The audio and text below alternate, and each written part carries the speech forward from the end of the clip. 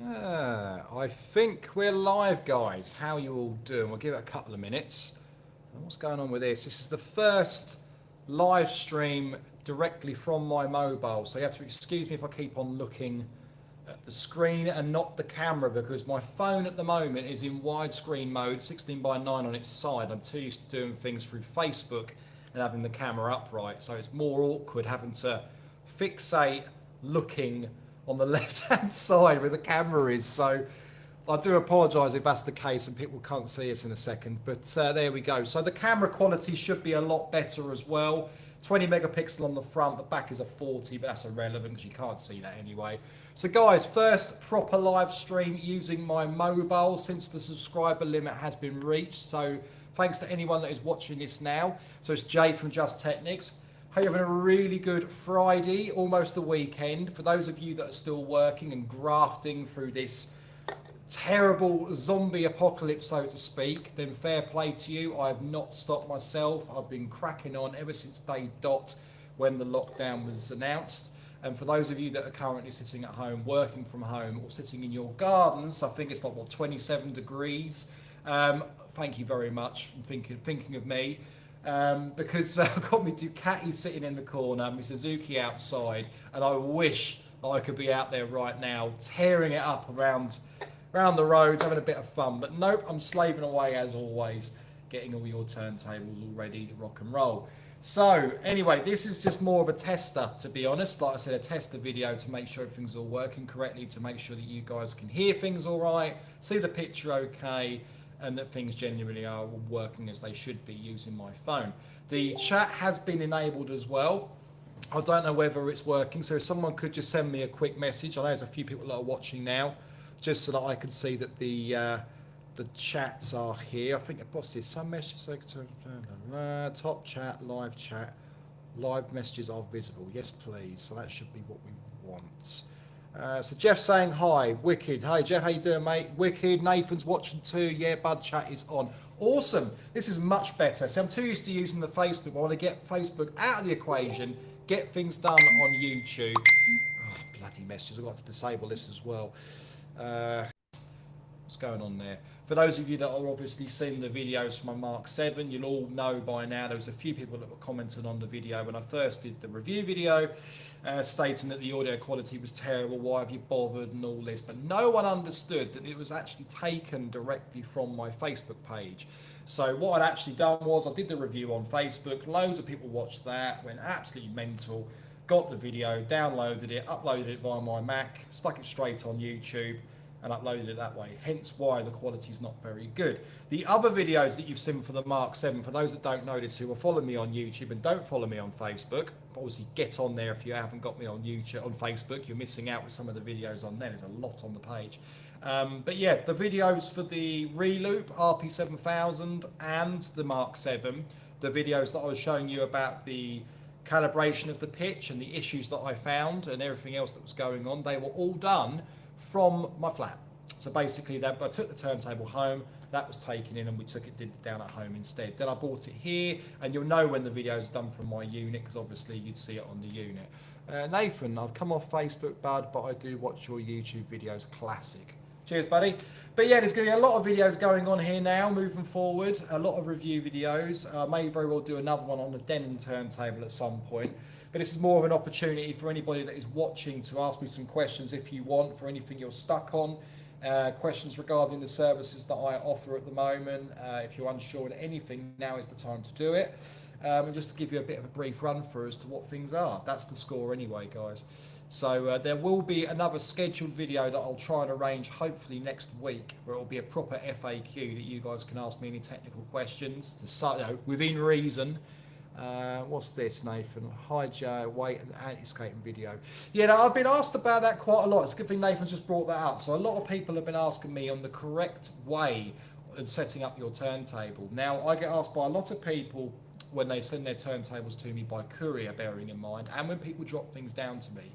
They all say exactly the same thing, and that is, Jay, when you get it, please can I send you my Autofons or my Shores or my Reloops with toner bananas, please can you calibrate them on the turntable so they all run situ, so they're balanced, anti-skate, etc. It's hard for me to do this when a turntable is... When I send the turntable back, the rear weight comes off. So that's the most important part of your calibration is your weight. Because obviously you've got to tell the turntable how many grams to put onto your turntable. So you don't put too much on the record. You're not pushing the plastic on the bottom of the top of the vinyl grooves. You've got to be really careful. So it's very difficult to explain this to somebody over a phone when they say to me, can you do it? The answer is no, because you need to do it yourself. So there's a few common ways of doing this, just to make this a little bit easier for those that are watching that are wondering how to do this. So you'll find with a lot of cartridges, say for an example like Autophon and Reloop, if you buy the older style Autophon Concords or even the Reloop versions, the Reloop version is identical to the ones that Autophon provide. They're the same company. Basically what happened was Autophon, when they released their Mark II version of the like the nightclub and the Black Pro S and the mixed versions, when they released the newer versions, they then basically got that particular one, their old style one, knocked up Reloop and said, look, you have this, change the branding, but you can call it your own. They're the same company. That's the score. So what they actually did was, instead of keeping them black, blue and everything else and calling them the Pro S, they weren't allowed to do so. The Pro S, the DJS, the Nightclub, the Scratch and the what was the other one? Digitrack.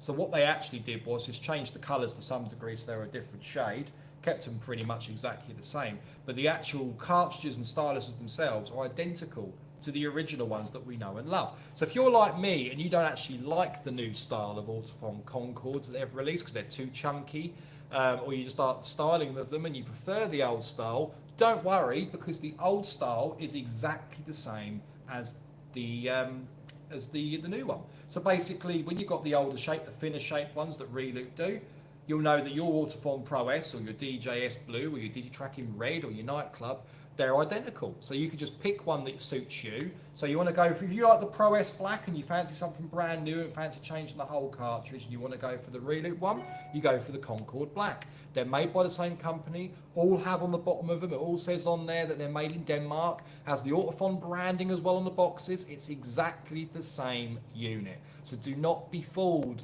by thinking that if you go for the Reloop unit, it is not as good as going for the Autophon. That because just for the fact that it says Autophon.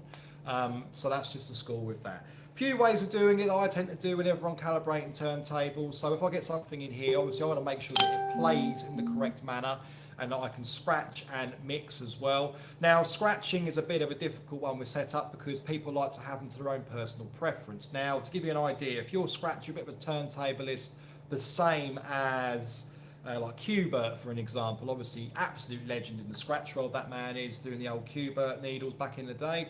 If you're that sort of style of DJ and you're a turntablist and not really just a beat matcher, then you may want to have your height a little bit higher. You might want to turn the anti-skate all the way off. There's lots of things that you can do, and you might want more weight on the record, which is obviously going to increase the wear to your vinyl, but it will mean that you'll hold the groove a lot better than what you probably would be if you have it a bit lighter. Because if you imagine you've got the angles further down, you've got more weight going through the arm onto the stylus, and if you've got the weight set is heaviest and the height set heavier, it's going to push it further forward, which means it's going to increase the grip basically on your record and the needle hitting the groove of your records. So that's something to bear in mind. What I tend to do is get the rear weight of the turntable, or the best way of doing it is get the rear weight, screw it all the way in, do your anti-skate to 0, set your height adjustment to 0 on the actual turntable itself as well, and then literally just unwind the rear weight all the way to the end.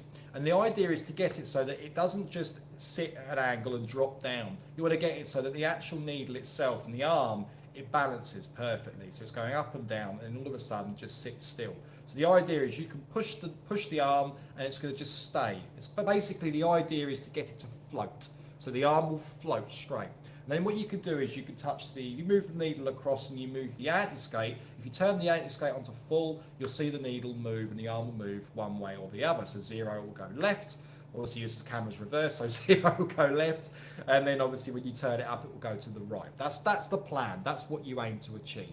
So some people tend to say if your weight is set to 3 grams, for an example, you move it back. So the idea is the rear weight, you'll unscrew it so it floats. you'll set your little counter, which has all the numbers around the weight, you'll set that to 0 facing 12 o'clock, so the 0 is visible, and then you'll turn it. If it's 3 grams, you'll turn it, full personal preference to you, but you do that. Some people tend to put the anti-skate the same, so if you've got it at 3 grams, set your anti-skate at 3 as well. Now I tend to keep things at 0 at all times. I'm one of these guys that I like to think that when you have it at 0, there's nothing pushing that arm or forcing it to go back to the armrest. Basically, the way it works, let me quickly show you this. Hang on.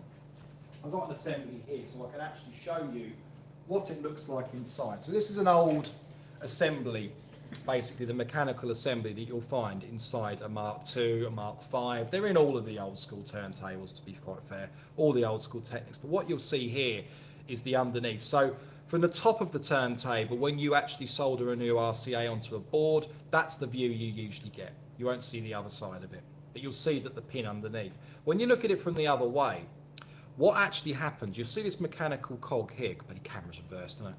See this mechanical cog, when you turn it, you'll see there's basically a metal pin on a coiled spring that's been wrapped around that, and you'll see it moving in and out. Now the idea, when you have your turntables set at 0, when you get these and you have them set at 0 from new, that rod that you see, that coiled spring, it should be there.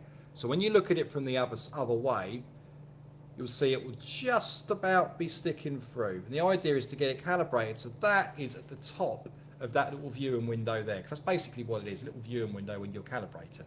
So that's where it's meant to be. If you start applying the anti-skate, that little rod will move down, and there's a bar that sticks down on the bottom of the gimbal from the tone arm assembly, and what happens when you move this, it will then move and put pressure against the rod that sticks down through the tone arm. And what do you think happens when you put that through? It will put resistance and start to put pressure on the arm. So the idea is, the reason that I have mine set at 0 is because if you have it all the way off, there's no pressure going onto the little rod, which means that the arm will move freely all the way across the record. So if you're cueing and scratching quite fast, or even just cueing in general and really getting into it, there's nothing at all stopping this, pushing it back, because it's set to the 0 default. Now, depending on if you've ever had these calibrated, now 9 times out of 10, if you've had these turntables from new, it's going to be exactly the same. So from the other side, it's going to be sitting where that viewing window is. It's going to be sitting parallel to it. And that's a good thing, because that means, because these are quite easy to get round the wrong way. So you can have that pin there, for an example, facing halfway in like that, and you can put it back into the turntable, but it will mean that your 0 will be there instead of where it should be there, if that makes sense to what I'm saying to you guys here. So the anti-skate, personal opinion on this, I leave them at 0. That's what I would do if I was you. The height adjustment, now this is always one of those things that everyone's got their own personal preferences. A lot of people tend to adjust them for the hell of adjusting it. It makes sense when you think about it. I'm 34 now, I'm 35 in a month's time, and when I first got my Technics, my first set of Technics I got my first set of Technics when I was 17, I think, brand new out of their box. First thing I did, like everyone else does, is you put the rubber mat on and stand back and look at them. Then the rubber mats get taken off, you never use them ever again, they get put in the original boxes, never to be used ever again. And what you tend to find is, you can use your height adjuster, you probably guesswork everything, because you're not very clued up at that age. All you're going to be doing is putting things how you feel they should be. Most people, whenever they bring decks to me, their weights are turned the other way around and they're screwed all the way in. So the anti-skate is usually up way higher than what it should be, and so is the height adjuster. Now, I'm guilty of this. When I used to use my first pair of Technics, my height adjustment was set up nearly 2.5, and that was purely for mixing. So it isn't really ideal. I tend to say if you're going to go any higher just for mixing purposes and you want a little bit more weight, I'd say push your height up to probably 1, being realistic with it. It makes no difference whether you have it at 0 or 1 or anything up there, but the higher you go, the more the angle, and you will affect your audio playback, and it will affect the way that the arm will work. So I have my turntables now. I've got a pair of new old stock Mark IIs at home. I would have the height set like mine, which is at 0 or 1. It's entirely up to you. and have the anti-skate set at 0 as well. And like I say, set at 0 is the best way, because at least that way you know there is no pressure going on the arm to be pushed back to the rest. As long as you haven't got bearing damage and you haven't got any internal issues with this, then you'll be absolutely. A lot of people do ask me for videos on setups of turntables, and I think just to sort of set the record straight and do it so that everybody can just watch a video, get it back, job done. Let's read some of these comments on here, because a lot of people are actually commenting and they keep vanishing off. So we've obviously got Nathan watching, we've seen that on here. Do this without touching the camera would be a good idea, Jay. Does the denim pitch feel tighter than an MK5G pitch? 100% yes, John. It is. We'll get into this first before I read the rest of these. So the Denon VL12, you would have all probably seen my video by now on what I've done and my brief description as what it basically does. I will do an actual mixed video for you. I'll set up the VL12 because it's my turntable. I bought it for review purposes. It's staying with me. It's going to go home after a bit of modifying to it.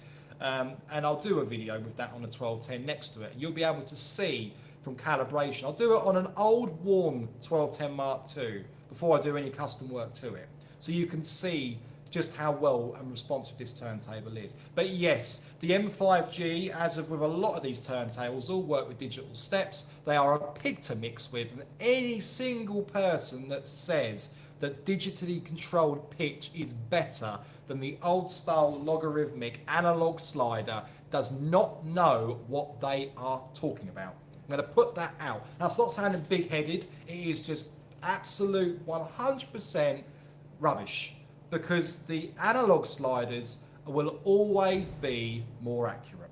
Digital stepping, guys. So if you imagine you're pushing your track just that tiny amount, like on a Mark II, just a tiny, tiny amount to get your track to line up. If you do that on a modern turntable, we're talking any of the modern ones that are released, all super OEM as well, I may add, that tiny little movement you make is a big notch. And that is right. If you try mixing on a more modern deck, you will see that the DJ usually has their hand glued to the pitch control. They're constantly riding the pitch, whereas on your Technics, on your Mark II up to Mark V, you know that you can get it where you want it, let go of it, and concentrate on the important part, which is working out your EQs, your channel volumes, your gains, maybe throwing some effects in, chopping the slider for your crossfader, whatever you want to do on your style. You know you can concentrate more on your mixing more than having to mess around.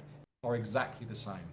Hand glued to the pitch, hand glued to the channel fader. If a problem happens, they close the fader.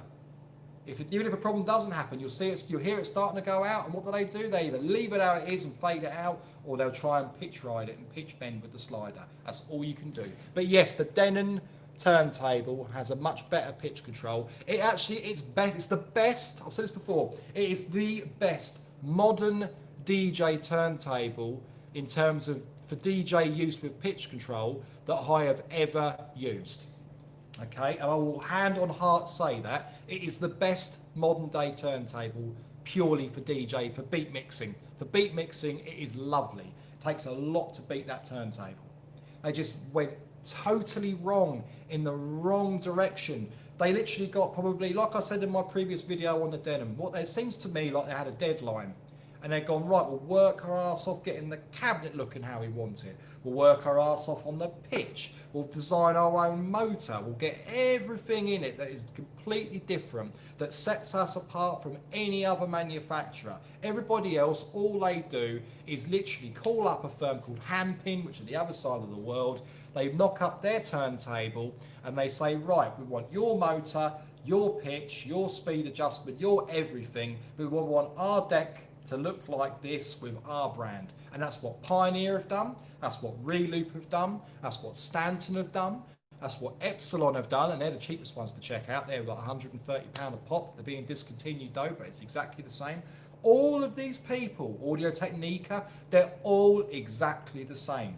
If you buy a Pioneer, you're getting a Reloop. You buy a Reloop, you're getting a Stanton. You get the Stanton, you're getting Audio Technica. It's all the same. Cam DDX 5000s years and years and years ago was the first pair that I remember seeing that did that. The Stanton S120 and the 150s. These decks are all the same inside. Nobody realises it. And no one in shops will ever tell you this. Because you've got to think like this as well, guys. If you're going into a shop and in your hand, in your heart, you know you've talked yourself into buying a pair of Pioneer PLX 1000s because Pioneer gear is the industry standard. We all know this. Just like Technics was the industry standard, right? You want to go and buy them. You want to spend, what, £600 on a turntable? You're going to buy a pair of them. It's 1,200 quid. Exactly the same to do it. But what I don't know is you can buy a reloop for 200 quid cheaper. You can buy an Epsilon for 130 quid. It's exactly the same as using those turntables. So you save yourself money. Best advice I will give anybody is, I'm going to put a list of turntables up on another video too, explaining which ones are the same. And you can just go by the cheapest, because as long as if you don't care on what they look like, that's all it is. If you don't care on what they look like, they're all going to sound the same. They're all going to act the same. The pictures are all going to be the same as each other. The motors are going to be the same. It is purely cosmetic. That is all it is. They've all got the removable output boards on them for the audio. Most of them have switchable between line and phono. I know the Pioneer has them. But you will notice there's no difference between any of them, guys.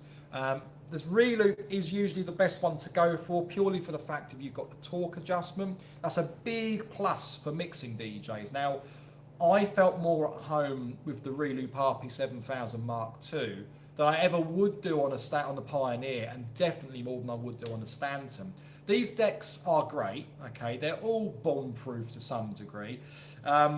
But they never really cater them towards mixing DJs. All they do is bring out the same model, and that model's not great for mixing. If you're a scratcher, any of these turntables will do you fine. You can use any of these turntables, set them up with a decent needle, or whatever you're going to use with the right amount of weight, and you're away. It doesn't really matter. You can do it on turntables that are 15 years old, 20 years old. You know, that's why you get a lot of people that think they're being clever and sticking 20p pieces you know, on the end of their head shelves, and sometimes on Concords. This is why they do it. Give us a second, here, we can drink out of the fridge.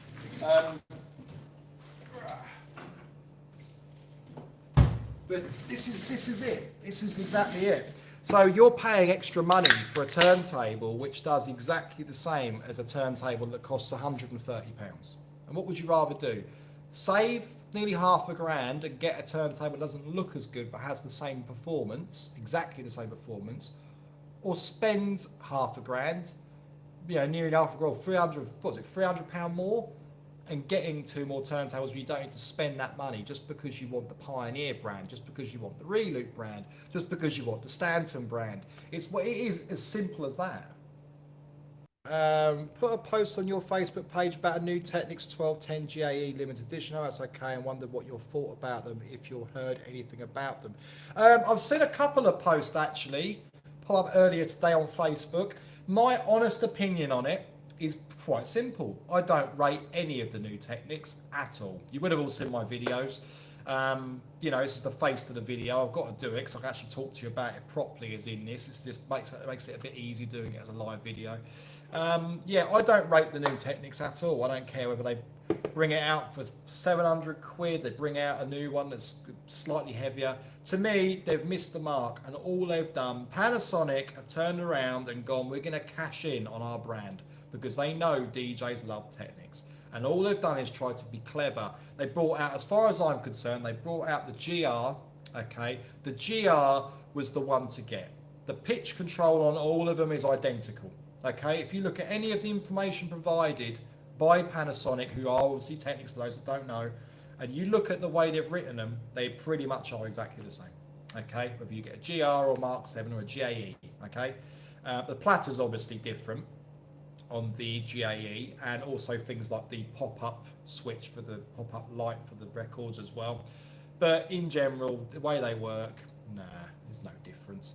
They changed the feet to Mark II feet, and a lot of the parts you can get on there are no different.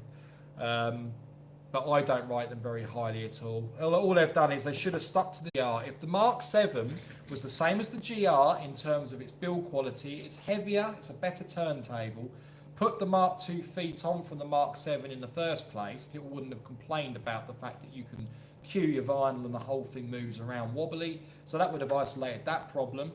The turntable isn't great. I mean, they weren't designed for DJ use, the GRs anyway, or the GAE. People just jump on the bandwagon because it's Technics. That's why they do it. They're very sneaky about it. They won't do it straight away off the bat and say, oh, don't buy them for DJ use, guys. They're not for DJs, they're for hi-fi enthusiasts. Oh no, they'll wait until everybody's moaned and bought them because they know by that point they've got you because you've paid your money to buy them. So as far as they're concerned, you bought 2 turntables, you didn't do your due diligence on it anyway, so it doesn't really matter. Who the hell cares? You don't get what you want. Simple as that. So the way that they've done that with the GR is they basically used the mould from the GR, changed the pop-up light on it and changed the tone arm assembly because the underneath of the tone arm is obviously a removable cable directly underneath on the GR, whereas on the Mark 7 it's at the back of the unit itself. Completely different. It's a bottom plate, but the arms though, I honestly I'm not impressed with any of them. I think they're all an utter waste of money. If you're going to spend £800 on a brand new turntable, then my own personal opinion is to look and get yourself a nice, really nice condition pair of Mark 2s or Mark 5s, you know, and just have them serviced. Whether it's me or somebody else that's the proper servicing company that does this properly, not someone that just does it from home or someone that does this and, you know, bodges things with a soldering iron, things up too much. So honestly, guys, I would stay well clear of the Mark 7. It is not as much fun for mixing, I'll tell you that right now. Loads of problems with feedback. The worst turntable, guys, for feedback, actually out of all the new ones, is actually the Denon, believe it or not. The Denon is worse than the Mark 7 in terms of audio vibrations. There's a lot of mod work to be done to that Denon, but I'm not losing faith on it because it is the best for mixing. But we'll see what can be done. There's a lot, I've got a feeling I can transform it. What's this? Spark, perfectly on time for anti-skating. DJ Phase 4. Generally, scratch DJs keep anti-skate at 0 to cut down on the forces acting on the stylus. Does the height should be set based on the mat's thickness? Height should be set so the tone arm is parallel with the platter on average thickness record. I use a 3x5 index card to see if the tone arm is level. Well, look, they tell you what to set the arm at gram-wise, actually in the manuals when you buy these. If you're buying them second-hand, obviously it's going to be a bit harder to tell. But the information is freely available online, and if you genuinely get stuck and you can't find it online, you just call up Henley Audio or you call up Reloop. They'll tell you what it should be. MK5 analog pitch. Yes, the MK5 Mark 5 is analog. The M5G and onwards are all digital. Spark, I have the issue with butter rugs where 0 was still messing around with the height for that. Vinicius Eduardo Piera. Sorry if I said that wrong. Yes, Mark 5 has analog pitch. Is already there before me. And it's easy to level. Spark 972 phase 4, yeah, it makes sense. Also need to rebalance the arm. Yeah, by the way, I'm not trying to jump the gun on the host, he knows his stuff. Cheers, buddy. 1,000 times thanks. Didn't know about the spacers. It's so much better now. When we got the decks in the 90s, there was no information nowhere. By the way, if anyone's wondering if Mark 5s are worth owning, the answer is a big old yes. Well, yeah, look, this is the other truth of it, guys. If you're buying Mark 2s, you're buying M3Ds, Mark 3s, MK3D or Mark 5, the integrals of these turntables, i.e. the boards, are identical. The pitch controls of an M3D and a Mark 5 is exactly the same. Okay, so when people keep asking me the same questions, and that is, which deck is better? Look, if you like using the pitch control without the 0 point, go for the Mark 5 or the M3D or the MK3D, if you're getting the imports like I do. If you like having the click, and you prefer the old original bad boy style of the 1200 and the 1210 Mark II, go for the Mark II. It's personal preference. You've got an adjuster underneath the bottom where the main board cover is on the majority of the newer ones now, so you can adjust the brake output. You can do that as well on a Mark II, but you have to take the cover off. Or you can drill a hole through the plastic. It's not hard, is it? But yes, they're the same. Rubster Collins, how you doing, mate? Mark IIs are the king end of. Sold my Mark IIs, got Mark 5s, can't stand a dead spot on the pitch. Well, you can bypass the dead spot though. That's not a hard thing to do. You can bypass the dead spot, you can remove the ball bearing, you can pretty much turn it into a Mark 5 slider. It's not hard. And the main good thing about doing that as well, buy a brand new slider and do this to it, you also get the green light at 0 still. It still goes on. So That's one thing over the Mark V. With the Mark V, the only way of having, or even the M3D or the MK3D, the only way to have the green light illuminate on the pitch is to push the reset button down. There is no other way of doing that. They both feel the same to you, same analog pitch, just calibrated differently is all it is. Technics Alls, how you doing? Lucky I've got a pair of unopened Mark IIs in Singapore just before they stop my Mark IIs at home now, which I got not long ago as well, so I know the feeling of opening these up. DJ Famo, damn, my Mark II's still in use, 35 years old now, and a friend has them, so I get to visit them on occasion. HZ, hi mate, great videos. Are you working on any Technics at the moment? Your work is the best in my opinion. Well, thank you very much. Yes, I'm not just working on any Technics. I've got quite a lot of Technics here at the moment. If I turn my camera around, you see it, but I'm not right now. It isn't the purpose of this video. But yes, I will promise you I'll do some more videos. Bookings wise, I'm booked up till the last week of September. So to give you an idea of what things are happening and how busy I am, September, guys, it's crazy. When I got the Mark V's, it was the only $450 for a pair. I couldn't say now. Why doesn't anyone make a new analog pitch Mark II type deck, Jay? Is it more hassle to produce? Yes, this is the reason why, guys. It's just more money. People do not want to spend more money on components. Manufacturers now don't want to spend the same amount of money as they would have done originally. Make sense? So if you can get reproduced parts and you can get them and they work, then great. There's a lot of people out there that sell reproduced pitch control sliders. There's no difference between them. We get this big slang and match in the UK on the regular. There's a couple of people that sell them in the UK, and you've always got one slagging off the other. Or mainly at the moment, it's one person slagging off that other person because no one likes them. There's a long story there. We're not going to get into that. But there's no difference with them, guys. I mean, a remanufactured slider, if it's to the same resistance and tolerance and it's exactly the same style, you've got no worries at all. And as long as you use the right potentiometer variable resistor, you can get cracking into that too, and it's quite straightforward to calibrate. There's no problems there, really, to be honest. But yeah, a lot of people now, manufacturers, they all use the same style of components. They'd rather spend little and make more money. Whereas with the original Technics, obviously the big vinyl boom when it originally happened, they were the decks to go for. And of course, analog is better than digital. I don't care what anybody says. In terms of turntables, you can put a belt drive turntable from 30 years ago next to a turntable which is modern now in the direct drive realm, we'll call it. The belt drive will whoop its arse all day long in beat mixing. You might work hard to get it there, but it'll be better. And this is true. So no, the manufacturers want to spend little to the level that everybody wants. Now it's not like that. All they think about is this. It's thinking about how much money they can make. All right, Jay. All right, chat. How you doing, Kepler? How you doing, buddy? Nearly sorted with yours now, mate.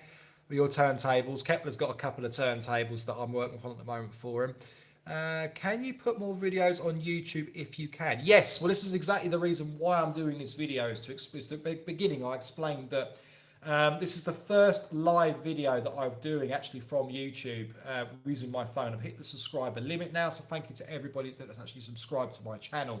There'll be a lot of content going on to YouTube. So for those that want more videos on here that haven't got access to my Facebook page, who would just rather watch YouTube, this is the way to do it. The quality will be better, the audio is going to be better. And for the time being, I'll be using my phone, but I will be getting a GoPro or something, do multiple cameras and do things properly. So this is just a hello video, really, more than anything, and to see what sort of input we get from people. John, thanks, mate, by the way. Kepler, what have I missed? Not a lot. Watch the video and it's live on the page. Devin, any recommendations on how to find someone who can properly service Technics? I never know who is someone knows what they are doing or not.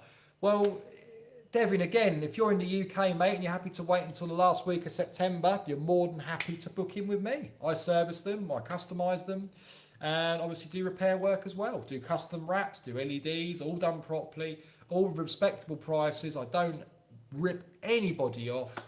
It's done properly. If you need things putting inside your turntables that genuinely are needed, you're made aware beforehand. It's up to you whether you want them. And if you genuinely don't need anything, it saves you money, then I'm happy and you're happy. I'm not one of these guys to say you need something when you don't. Because all that will do is karma gets you. I'm a big believer in karma. Karma will get you. If you put something in and you lie to a customer, it will be found out at some point. It's sod's law, something will happen, that person will look in their deck and they see the absolute shit show of the of what you've done inside. So you have to be careful, it's done properly or it's not done at all. It is as simple as that. H said, how can you find out when your Technics 1200s and Mark IIs were made? Right, okay. There is actually a website that you can check out. There's actually, I'll tell you what it is very quickly. One of the ones to give you a rough idea on when it's made.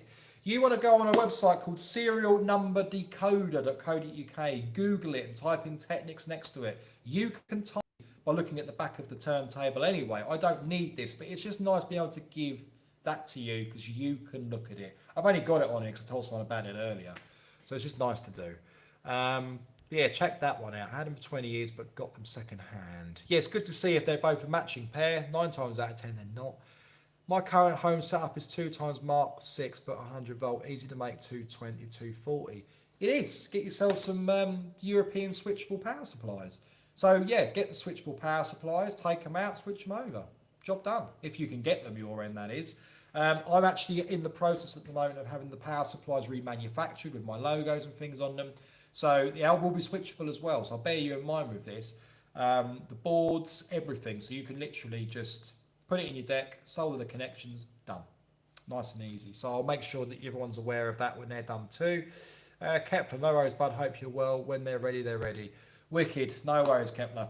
You know what I'm like anyway. Busy. HZ, where can I get a list of your prices to service to Technics? On the website, go on to justtechnics.co.uk. That's my website, guys. Go on there. Not a lot of anything really on there photograph-wise. That's why I say to send people to the Facebook page. So if you're on Facebook, hit us up on Facebook, like the page. Have a good look on there. There's loads of videos on there, lots of reviews and things to have a good old nosy at. So go on the Facebook page, which if you type in Facebook, it's Just Technics, or www.facebook.com/justtechnics. The website is www.justtechnics.co.uk. So you can book online as well. You can book online on the website. There's a separate website that links in through this. You can book on there too. The prices are on there. Karma is good to live by. Nice one, Jay. It's true though. It is so true. If you do something wrong, it will kick you in the arse. The amount of work that I have to do for people because somebody has lied to them about the work they've completed. I get decks in weekly that have been serviced by other people who claim to know what they're doing. I get people really pissed off with me because I take their turntables apart and find problems that they didn't even know were there. They send them to me to get things done, and they look at them and go, well, that's not right. And I'll message them and send photographs. Next thing you know, they're getting refunds from people. I don't bullshit. I say things how they are. If you need something doing, you need it doing. If you don't, you save yourself money. The way that I look at it is like this. All I'm bothered about, guys, right? Self-employed, been doing this for years. If I can pay my bills here, and I pay my bills at home, I've got my bikes, and I can do what I want when I get a bit of time, and a couple of quid in my pocket, I'm happy. Simple as that. If I can save you money and do things cheaper, that's what I'll do. Unlike these other guys. Thanks for sending my decks over to you in the US though. Oh, that's a pain. Yeah, I'm not really too sure with things over there. 1200s.com. That's who you hit up for. 1200s.com is the man you want to speak to. Or Hemray Customs is another one. Does all the custom decks. But if you want them serviced, 1200s.com. That's who you want to check out if you're over the States, guys. Webster Collins, good to see you live on YouTube. Thanks, mate. Yes, I thought I said it's the first time doing it properly on the phone. So this is the first. Now I've hit the subscriber limit. I could do it properly. Lately, my picture's been going funny when it's past +7 on the deck. Okay, well, it could be due a service. You could need a replacement. You might need it cleaning. May need to recalibrate it. They were never calibrated properly from the factory anyway. That's a very known truth with these turntables. The amount of decks that I used to get, even when I used to work in DJ shops, that we used to take them out brand new in boxes, give them to customers. They'd be coming back saying they can't mix on them. When you look at them, not lining up properly, you have to recalibrate them. Hoping you'll ship your 220 to 240 supplies to Australia. Sign me up. Yes is the answer. They're going to be worldwide when I've done it, mate. I'm literally just waiting now for my prototypes to come through. I've spent an absolute fortune having this done. The boards are coming to me, within the next sort of 7 to 10 working days. That's what they've told me. So I've got a prototype for the transformer and a prototype for the fuse assembly, basically. I was going to do them without fusers, but it makes no sense really doing it. If you do that and you blow it, what are you going to do? Like the decks that you've got over there, I presume you probably haven't got fusers on there apart from the ones that are physically soldered in. So again, there's nothing you can do apart from changing them out. So also what I've done, instead of having a physical switch that you switch the power supply, so the rails, when they come in, you have 2 points that you can choose and solder. So what I'd ask is, when I do start to sell these for people, is ask you what voltage setting you want this to be set to. So obviously it's different here than what it will be there. Are you able to source a couple of 1210 Mark IIs and servicing them? I'm interested in getting a set. Well, the decks that I import from all over the world are usually MK3Ds and MK3s, which are basically 1200 Mark IIs, basically. And the MK3Ds are MK5s or MK3Ds. Sorry, God, bloody hell, it's really repeated on me, that. Mark IIs, not usually. I've got at the moment a pair of MK3Ds, the Doom decks. You would have all seen it on my post a little while back. But they'll be available on the site. John, have you ever had a look at the Denon SC 5000Ms, Jay? Just wondered what your thoughts on them were. Thanks in general. Well, they're media controllers. I mean, again, they're going to be great. They're Denon, I mean, the spinny platters, rotating platters, motorised. I think they look fantastic. I think, actually, no, the SC 5000M. Let's have a quick look on here. Is that the one I'm thinking of, or is that the new one I'm thinking of? SC 5000M.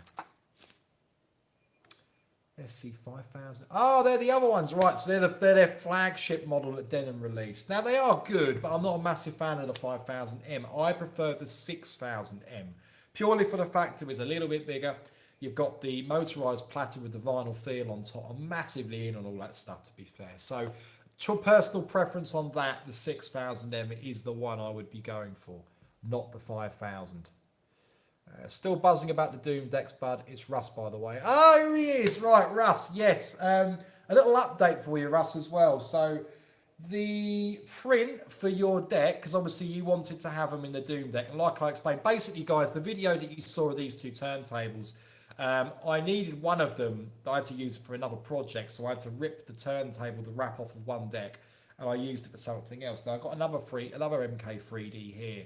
And Russ pops up and goes, I wanted to buy them. I'm like, oh, for God's sake. If I'd have known that, I wouldn't have bloody ripped the wrap off.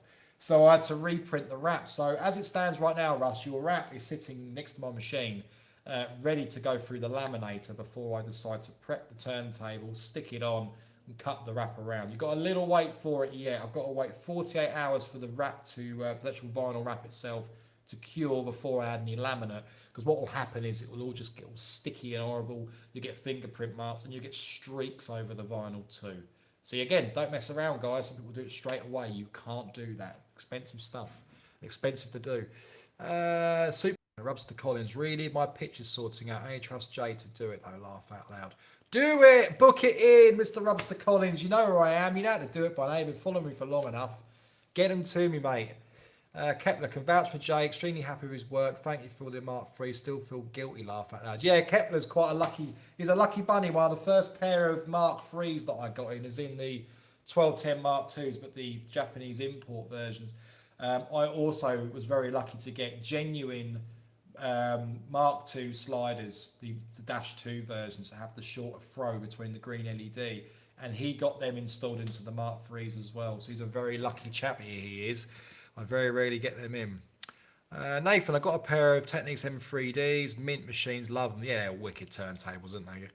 HZ, my tone arm height is stuck on both decks if it's locked or not. What does that mean? It's really stiff, and when I try and move it, the whole base feels loose. Right, well, this isn't too much of a bad thing then. So what I do to get these loose, because as you can imagine, the amount of turntables that I do, I'd say 80% of them are the same as yours. There's probably only been, touch wood, there's only really been, I'd say 4 turntables in the last 6 years that have been so badly stuck together with gunk that no matter what you try, you cannot get them undone. It almost bonds them like a chemical metal. So if you've got the arm apart, and you want to try and remove it, the first option is this: penetrant oil. WD-40 do a penetrant oil. Now, don't jump the bandwagon and think I'm talking about WD-40 as in the lubricant. No. WD-40 have a range of oils and things that they do, not just the lubricant, and one of which is a penetrant oil. Now, what you tend to use that for is if you've got things like screws and bolts that don't want to come undone, you literally spray it around it, and it, after a period of time, in theory, you can then loosen it because it goes through the threads. Now, that's very similar to what I'm basically saying to you with this, with your heights, because what you've got an outer thread that goes around the base. You've then got one on the edge of the height ring itself. Then you've got one the other side, and then you've got the threads on the actual assembly too. So there's quite a few things to do. If one of them, if you move the assembly and you can feel it move, you'll have trouble undoing the height ring from the assembly itself, if that makes sense. So what I'd try doing first is putting some penetrant oil through it. You want to go through the threads and turn that horrible green and brown petroleum jelly into mush so you can smoothly undo it. You don't want to yank it, you don't want to force it, and do not do it if you're going to do that. Do it from the actual stem with the tonearm clippers, because you will break that, and that's happened before, trust me. Penetrant oil. Heat is your best friend with removing completely seized height adjusters. The only safe and proper way of doing it, guys, is by taking your arm out of the deck, taking everything apart and doing it from underneath and removing it. There is no quick fix when it comes to de-seizing height adjusters. That is the only way of doing it. Clive Henry, have you mixed on a set of 1200 Mark 1s? Are we talking, yep, we're talking the SL120s, or otherwise known as SL1200 Mark 1s, with the rotary pitch. I've not only mixed on them, I had a pair of them. I've had quite a few here actually in my old unit. I sold one not long ago.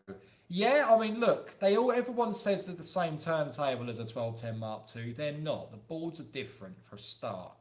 And obviously the pitch is different. It runs on a rotary pitch for a start, so 33 and 45 on rotary. Yeah, they're good fun to mix on. They're pretty damn accurate, but I'd still think your best bet is obviously by going for the Mark IIs, not the Mark 1s. What do you think of SoundLab TLP16s? They can stay in the bin where they belong. Kepler, Clive Henry with the rotary pitch controls, yes.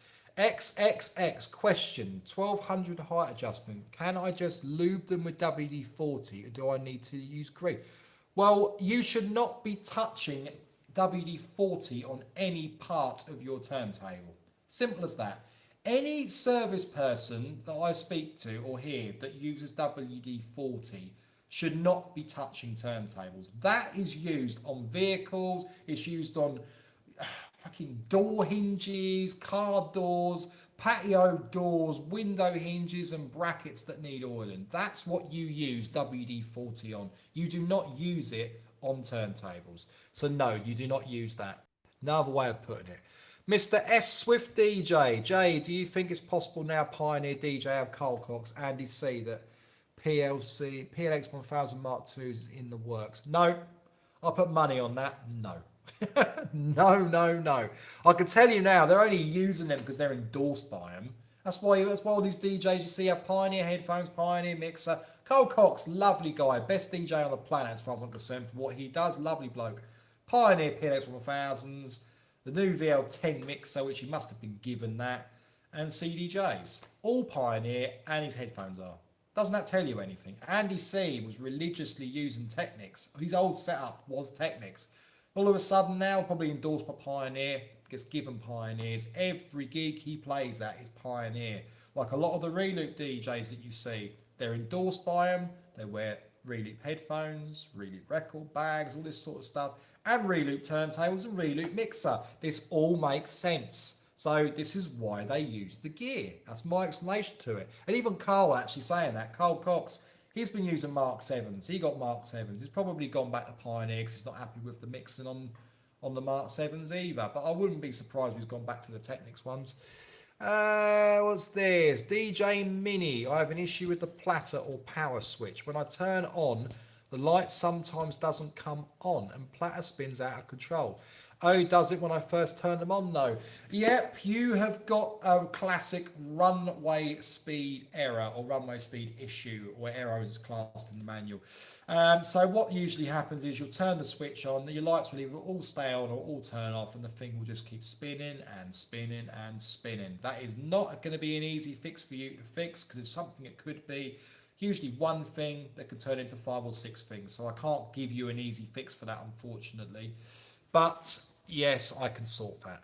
Rooster Booster, sounds good, bud. DJ Phase 4, Deoxit, no W40. This man knows it's all about Deoxit. Deoxit is a fantastic premium brand, and that is the only way to go when it uses your turntables. Or Servasol with certain bits as well. Kepler, how do you compare them to Mark IIs? You can answer that one, mate. Hate said, thanks for the advice. They have been like that for years now. I'll just send them both to you. They have never been serviced. Do it. You'll know it's a huge response. XXX, thank you. Clive Mats. But what I'd say is, like I say, guys, WD-40 do a penetrant oil, and it is bloody good stuff. Get that, spray it around the assembly, let it set overnight, give it a couple of wiggles, try and tighten it up before you try loosening. It's always a good idea to counteract it and see what that will do. But I don't even bother with any of that myself, because obviously I strip them down myself. Kepler, the Mark II are much sturdier than the Mark 1s. Jay is spot on. Yeah, they are. Honestly, they are. The Mark 2s is no beating them in terms of anything to be compared to the 120s. John, any tips, Jay, for sending turntables in the post that always worry about what they're going to be battered in transit? Yeah, it's the biggest tip I can give anybody, if you're willing to spend a bit of money, is go on Master Sound's website. Ryan at Master Sound's, absolute legend, buying a couple of his 1200 and 1210 and purpose-made storage boxes. They are excellent. They're about 25, 30 quid each. They're a little bit on the expensive side, but they're purpose-made, triple-walled cardboard, all the foam inserts. You can separate the deck from the platter and the dust cover if you want to send it as well. All goes nicely together. Seal the box up, boom, on their way. Super easy to do, no risk of any damage at all, touch wood, and you're all good to go. So that's what I'd check out, Master Sounds boxes. Failing that, I tend to do with things, if you're going to send a deck that hasn't got any custom bits on, get yourself a turntable, a box that is exactly the same size as the turntable, so you can just about squeeze the deck in. Don't include the dust cover. Tape down the platter, because I'm going to be cleaning everything, so it makes no difference. You can gaffer it, you can brown tape it, whatever you want. They get stripped clean when they're coming for a service with me anyway. So don't worry about getting them dirty. Take the rear weight off, bubble wrap that on the top of the actual platter itself. Tape that as well, you might as well. That way it stops it from falling around. I don't need your dust cover. What am I going to do with that? Service your dust cover. Don't need to do that. And leave the 7-inch adapter at home as well. Simple as that, guys.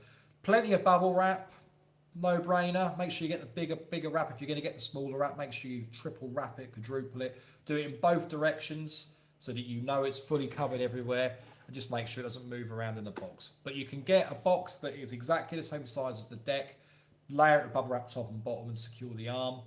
Put it in a bigger box, you're laughing. You're absolutely laughing. DJM, I saw Cox Live's feed, he had Mark 7s. Yep, that's what I thought. Mr. Bannister, used for the height adjustment threads. Yep, you can't beat it. Use it for everything. They do it for all sorts. Lots of different types of deoxit. DJ Mini, Cole, I'll get them booked in sometime this year. Well, you've got your earliest as it stands right now. Like I've said, is the last week of September.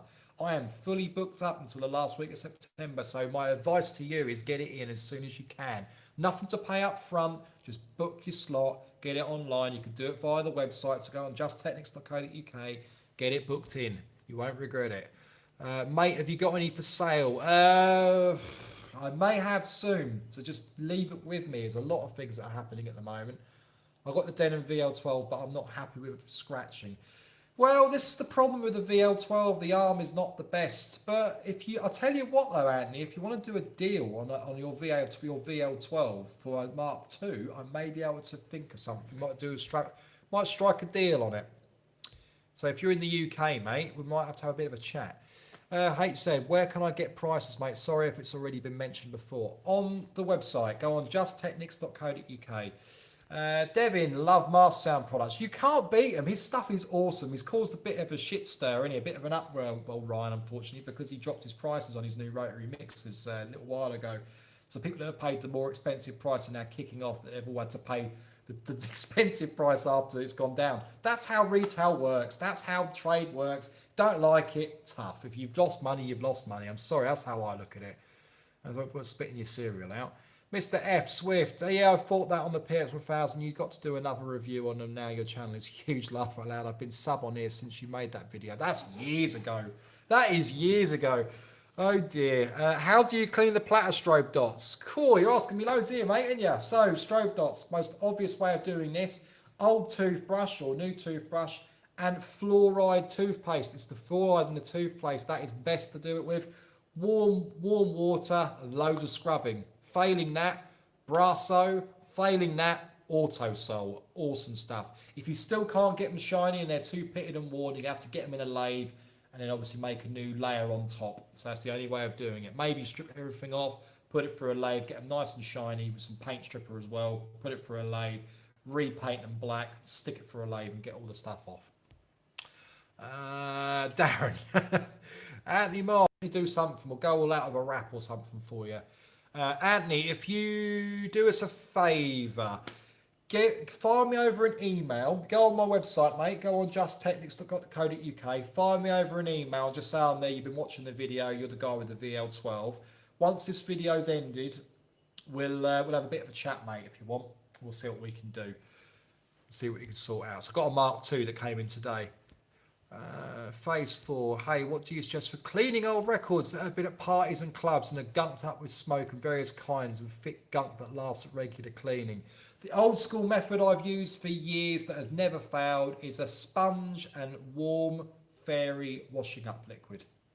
That is it. That's what I use. All these people can go out and buy alcohol cleaner. You can go out and buy microfiber cloths and brushes and things. They're only any good really if you're going to be playing them all the time, the brushes, to be fair. They don't really clean everything out. It's more getting things out of the groove to stop your needle from getting damaged when you play.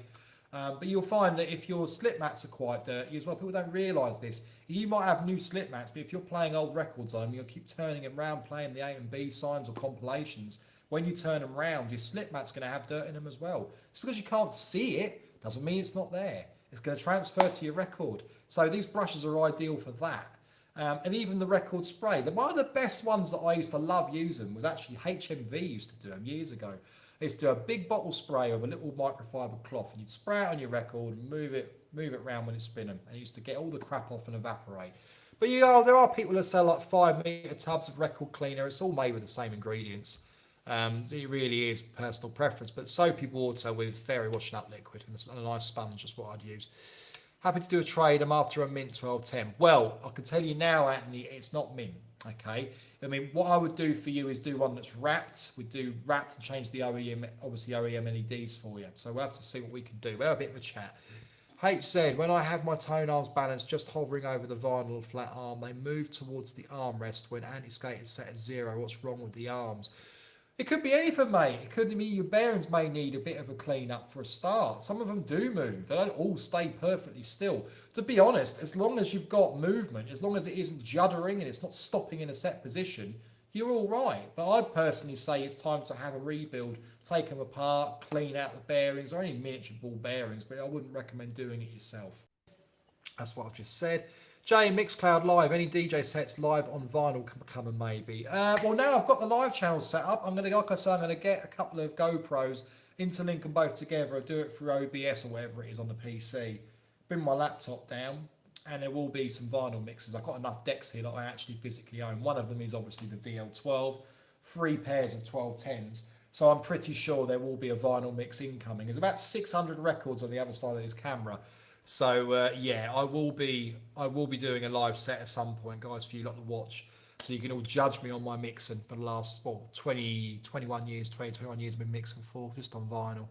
The knowledge found here, you just can't get anywhere else. It's much appreciated, Jay. No worries. Cheers, John. Thanks for your kind words, mate.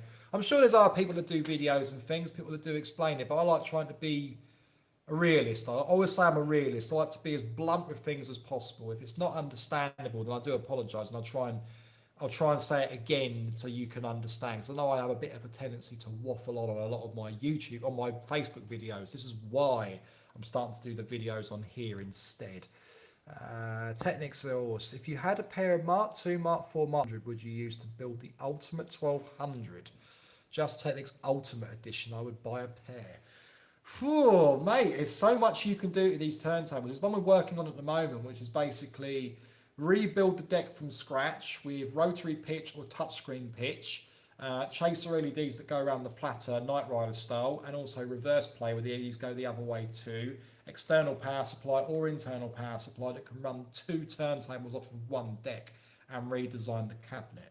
So that's something that's in the works at the moment. I'm not giving too much information, but that's what I'd class as the ultimate Technics turntable. But there will be some info on that at some point when I get some time to do it. It's bad enough just sitting here doing this video. I'm itching to do some work. You can see just from sitting here, like I've got one deck spinning up there on test. It's a mint condition 1200. And I've got the ones down there. There's 2 flight cases and there's 4 there stacked up. These are non-payers, by the way, people that haven't paid. That's how their decks get treated. Cheers for your advice, Jay. No worries, HZ. XXX, where is your Doom Technics? They're over here in bits. I can quickly show you what one looks like in bits. Hang on a second, guys. Where did I put it? Hang on a minute. Where did I put it? Doom turntables. This is one that's in bits at the moment. I've got the other one. The other one at the moment is falling in the corner, but I'm not moving boxes around to see it. So this is what you basically get on the Doom turntables. This is one that I physically printed myself. This has all been designed and printed by me to get it all in. The lettering, the graphics, everything is all single layer printed, including you can see the logos and things on there, the original graphics, everything on there is all printed by me. It was a pain in the arse to do, I tell you. The biggest pain with this was, as you can imagine, you see the Platter graphics. Obviously, I tried the video, so if I turn it like that, you can see where his gun, his shotgun, where is it? Camera's bloody reversed. So you can see the shotgun going down where he is there as well. I tried to keep everything in line with the original image that I popped on there. And that's what I've done. So yeah, it's been laminated. You can see how shiny they are from the laminate. Now you've got a couple of options with these laminates, guys, because you can either do things like this and you can have them in gloss laminate with my custom prints, or the other alternative is to go for a matte-based laminate so it isn't as shiny. Now what I tend to find is when people want more of a factory finish with some wacky design, gloss is really good, but if I'm matte, there's a little bit better. Personally, with something like this, gloss looks awesome. It stands out from everything else in the crowd, and you'll notice it from a mile away because of that sheen. You see the sheen there, look, by the strip lights. But yeah, that's the Doom deck. There's another one as well, which you've all seen as well, which is the what do I call it? The one that's got all the paint splatters, which is a little bit of an old one now. Come out of breath from doing that. There's a blank record to set anti-skate, but you can use a CD if you don't have a blank record. But the needle will stay in the same position and not move. The centre or edge, you have anti-skate perfect. Should organise a virtual sound clash. Too many critics on social media. Let's mix it out. Yeah, do you know what? I'd love to do something like that. But at the same note, they're only going to try and fucking put their point across like everybody else does. And I just cannot be bothered with the aggro. This is why I don't I mean, like forums on Facebook, I'm not on any of them. I don't bother with any Technics forums, any mod forums or custom forums. I get invites all the time and I get people mention me in posts and I see people slagging me off or questioning things that I've done. And if I couldn't do it properly, I wouldn't be doing it. I wouldn't be busy. I wouldn't have all the reviews. So this is just it, isn't it, guys? Nathan, they're all gorgeous. That video you did was brilliant. XXX, wow, cool. Jay, I think 1210 Mark 8 could be the best Technics ever because of you. Well, we'll class the new one when we've done this as the new Technics. I think this will be the Technics. This will be a Just Technics edition. And if I do start selling these, they'll be unlike anything you have ever used. Okay, that's not bullshitting. They'll be unlike anything you ever used. Smoother, with better power consumption. The fact that you can replace power cables and use 2 decks off of 1 power cable with a modernised power supply is a big plus.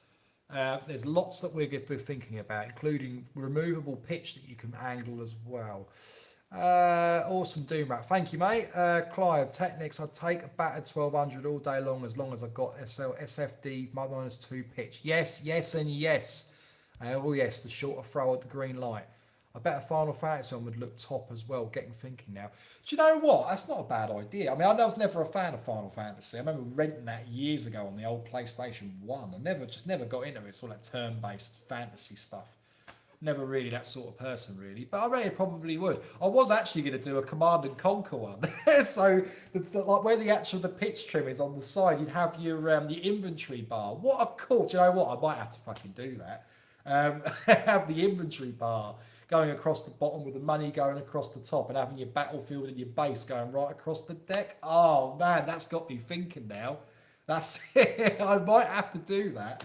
Yeah, I think I might have to do that. And because, in fact, you know what? Because the new, the remake of the new, the original Command and Conquer and Red Alert. For those of you that are like me and really massively geeky into your old games and PC gaming, you'll know that the new remake and remastered HD version of Command and Conquer and Red Alert is coming out in 7 days' time. So what I may very well do is get a wrap design on my laptop, print it, and then do a special one off, and I'll tag EA Games in it like I did with the Doom decks, because John Romero has seen these turntables and he loved them. So that was good enough for me. And to have the creator of id Software and the creator of Doom, who's just the Doom god, because he's the guy that made it, to like it, I'll do exactly the same with Command and Conquer. That's definitely got to be done with some custom Red Alert slip mats. Oh yes. Thanks for your Technics 12 passion. Catch you the next one. No worries, mate. No worries. XXX, anyway, to clean little stains off the black cabinets. I'm not getting into any of that because I'm going to get into all my trade secrets and I'm not doing it. If you've got oil in the cabinet itself and the palm of your hand around the pitch control, it's pretty damn difficult to get everything out anyway. So unless you're going to go through the rigmarole of what I do to get a lot of it out, I'm not going to start going into that. That's a very lengthy thing. 1200 Mark 8, when is it going to launch? Well, there isn't a launch of a Mark 8, is there? The only one they've got out now is the limited edition Mark 7, which is called the GAE limited edition. So that I wouldn't even touch that with a barge pole, especially for the price they're trying to get it at. What's this? Adjust Technics 1200 Mark 8 specials. Put me down for a pair when you're ready, please. They are going to be expensive, Kepler. I'm not gonna pre-thingy them. They're going to be expensive. There's going to be a lot that goes into these. They are remade, everything different, apart from the main daddies of the main boards themselves. So all I'm going to say is just hold tight and watch this space because it's going to be coming on the YouTube very soon. We've already got the fundamentals of how the deck works down to a T. It's just we're incorporating newer technology into an older deck to improve the design. So the power supply helped with that actually quite a lot. But having a modern power supply means we can add things on that you wouldn't normally do with a normal turntable. Say for an example, underplatter lighting. With underplatter lighting, no matter what you do, unless you're going to try and wire it off something else and drop the resistance down using a resistor, drop the voltage down, there's not a great deal that you could do to stop any noise getting into the system. So you'd have, people use LED drivers for them. I mean, I build my own ones, build the casings and put them in, but you're still never going to isolate the noise that you get from that transformer going into the audio system. Just isn't really a way of doing it. And if you go too low on wattage for that transformer, you're not going to really get an output. So you probably get it to a point where there's no noise, but you're not going to see anything. So it pretty much defeats the object. So the modern power supply is a way of incorporating that to it to power, actually cause that noise. So it's powered, constantly via the power supply. It's basically what I'm saying. So there's no hum, no hiss, no nothing. But yeah, I'll keep you guys in the loop with that because you're about to see a video when that's done. Mr. Swift, Doom, favourite game ever. It was I'll say the best game I think I played. I mean, Wolfenstein was the original. That was got to be the first person shooter, the first ever one that I played. But Doom is by far my favourite first person shooter. Probably my favourite game of all time as well. Command and Conquer one sounds ace. I'm telling you now, tonight when I get the Command and Conquer wrap, it's going to be done. It'll either be a Command and Conquer or Red Alert, one of the two, battlefield across. I might even do my own custom pitch trim cover. So the inventory goes all over the deck. What the hell was that that's just gone through? Have I just sold something? Have I sold something? No. Okay. Very cool. Thinking of some Scarface wraps. Saying I'm spinning friends. You could, but to be fair, I could do you some custom slip mats like that. You could have the old Scarface design. I've done loads of people before with old Al Pacino on it. He's Al Pacino, isn't it? Yeah. With him with his machine gun doing something like that. I could do you that. The wrap might look a bit cool, loads matching with it. Rush OBD. So when is the next Technics turntable going to launch, and will it have a 50% pitch like Pioneer? I got no idea, mate. I don't work for Panasonic, so I couldn't answer your question like that. I don't know. My one that I'm doing is completely irrelevant and not linked into Panasonic, who are Technics in any way, shape, or form. This is just something that I'm doing, which is going to greater improve the design of the older Technics, but it doesn't really need improving. To be fair, it's a lovely turntable as it is the older models. You should know I don't count the cost of quality on art. I know you're going to do big beasts. You know this, Kepler. You know they're going to be good. Do you still own the VL12s? Still like them? Yeah, I've got my Denons over there. I love the VL12. The only thing I don't like about it is the tone arm and the feedback from vibrations in audio. It just needs to. I need to create a plinth for the tone arm, so I'm going to change the tone arm over and maybe change the entire unit and put something else inside to make it a much better unit and do some better damping for the turntable. Also change the feet because they're isolation feet that they've actually included and all time home. 7 p.m. So you got me for a little while, guys, so we'll be leaving here at 7. Right, what else have we got on here? Do you still like them? No Technics 1200 Mark 8, just talk more, laugh out loud, more laugh with Jay there. Yeah. Right, has anybody else got any questions for me while you got me on here as well? You might as well get your money's worth. It's free, isn't it? You might as well ask me some questions. DJ Siberia, good to see you watching, mate. Love your channel. Thoughts on the Reloop 7000 Mark II? I want a table with ultra pitch. Yeah, the Reloops are really good. I mean, they're the cheapest alternative out of the majority of the good quality built Super OEM decks by Hampin. If you don't know who Hampin are, they're obviously the people that provide the motors, and the original, it's DJT 5500, I think it was, the original Hampin Super OEM turntable that everyone models their decks off of. Very good build quality, a fantastic bit of kit, a bit twitchy to mix on because of how they are, but that's just we pay for what you get, guys. I'd still be more inclined to buy a second used pair of 1210 Mark IIs, Mark Vs, etc. Spend a bit of money getting them serviced and having them working, you know, like new, because you'll notice a massive difference just from doing that. That's what I'd probably be doing. But it's up to you. It's your money at the end of the day. If you must buy new, I'd be buying the Denons, but that's just me. What do you think of the Rain 12s? Well, the Rain 12s are great. I mean, they're not turntables, are they? But yeah, for MIDI controller functionality, they're really nice. Again, you're using digital steps. You're more just replicating what the software does. So I would be more inclined to use the phase controller adapters on a set of 1210s or your turntables to get that accurate feel for the pitch. But yeah, they're nice. The Rain 12s are nice. I mean, there's constant deals on them as well, so you're bound to get them for a good price. Have you ever used the Retractor Z2 mixer, and what are your thoughts? I could do better than that. I didn't just use one, I've owned 2 of them. They are fantastic. The crossfader, the inner fader mini is excellent. In terms of usage for going between scratch samples and just in general audio samples and whatever you want to do, hitting samples, they are fantastic usability mixers. Good headphone output as well, solid build quality, and yeah, they're just really nice mixers to use. So yeah, I highly some of the older gear I never used to get on with, but the Z2 is excellent.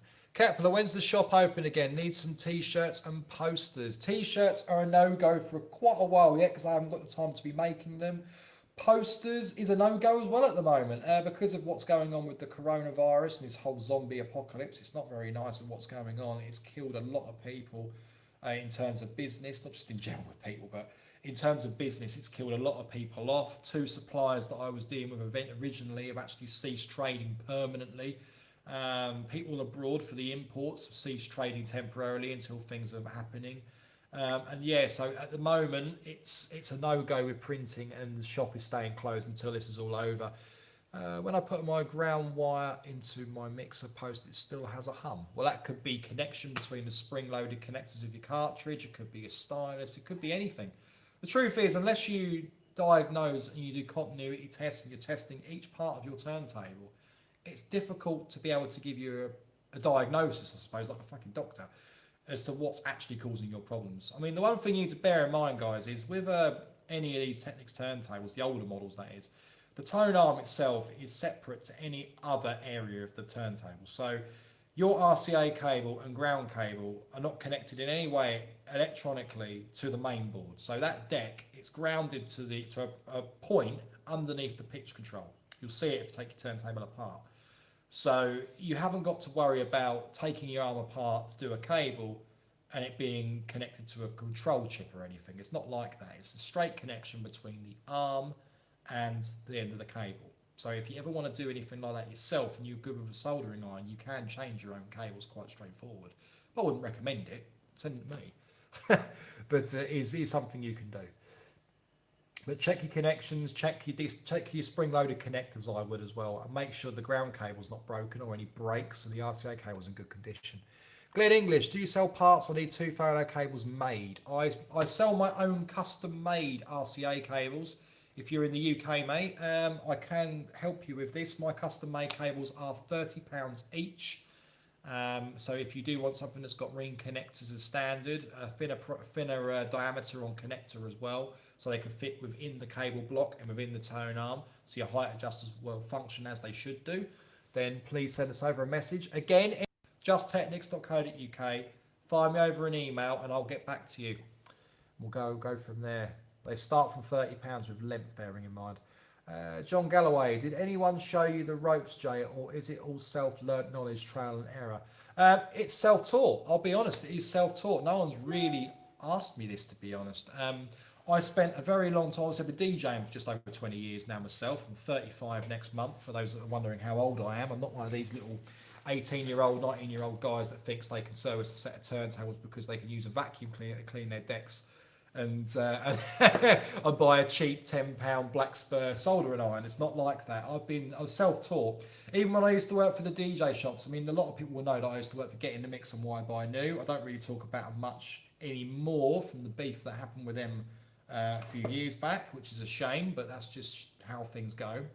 But I never really worked on Technics there either.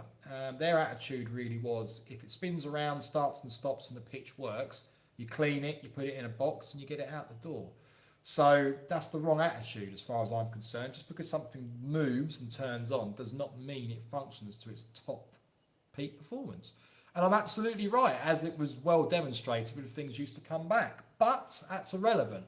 So Technics I never used to touch at the shop.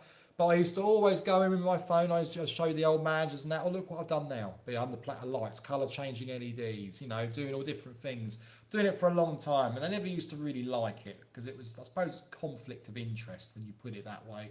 Working in a DJ shop, working on Technics, servicing Technics. But I never used to do it. So it makes no difference to me. So no, it's self-taught. Been doing it for a very long time.